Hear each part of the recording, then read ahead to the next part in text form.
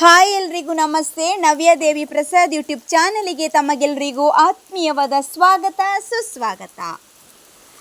ಇದೀಗ ನಾನು ಉಪ್ಪಿನಂಗಡಿಯಲ್ಲಿ ನೇತ್ರಾವತಿ ಮತ್ತು ಕುಮಾರಧಾರ ನದಿ ಇದು ಯಾವ ರೀತಿ ಹರಿತಾ ಇದೆ, ಇದರ ನೀರಿನ ಹೆಚ್ಚಳ ಯಾವ ರೀತಿಯಾಗಿದೆ ಅಂತ ಹೇಳಿ ಈ ಒಂದು ವಿಡಿಯೋದ ಮೂಲಕ ನಾನು ತಿಳಿಸಿಕೊಡ್ತಾ ಇದ್ದೀನಿ.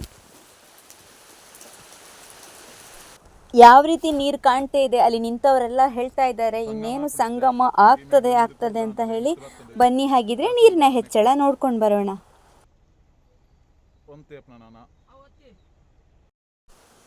ಉಪ್ಪಿನಂಗಡಿ ಸಹಸ್ರಲಿಂಗೇಶ್ವರ ಮಹಾಕಾಳಿ ದೇವಸ್ಥಾನದ ನೇತ್ರಾವತಿ ನದಿಯಲ್ಲಿ ನೀರಿನ ಮಟ್ಟ ಏರಿಕೆಯಾಗ್ತಾ ಇದೆ.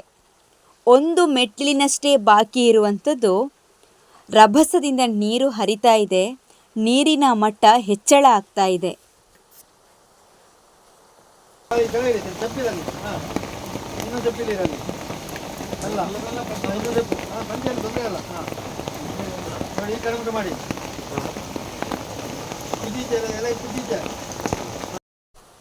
ಕುಮಾರಧಾರ ಮತ್ತು ನೇತ್ರಾವತಿ ನದಿ ಸೇರಿ ಹರಿಯುವಂತಹ ಜಾಗ ಇದು. ಸಂಗಮ ಆಗುವಂತಹ ಎಲ್ಲ ಲಕ್ಷಣಗಳು ಕಾಣ್ತಾ ಇವೆ. ಎಷ್ಟೊಂದು ನೀರು ಕಾಣ್ತಾ ಇದೆ ಅಂತ ಹೇಳಿದರೆ ಸಂಗಮ ಆಗಬಹುದು ಅಂತ ಎಲ್ಲರೂ ಮಾತಾಡಿಕೊಳ್ಳುವಷ್ಟು ರಭಸವಾಗಿ ನೀರು ಹರಿತಾ ಇದೆ ಮತ್ತು ಅದರ ಹೆಚ್ಚಳ ಕೂಡ ಜಾಸ್ತಿ ಆಗ್ತಾ ಇದೆ. ಅಲ್ಲಿ ಎಲ್ಲ ರೀತಿಯ ಬಿಗಿ ಭದ್ರತೆ ಕೂಡ ಕಾಣ್ತಾ ಇದೆ. ನೋಡುವವರ ಜನಸಂಖ್ಯೆಯು ಹೆಚ್ಚಾಗ್ತಾ ಇದೆ.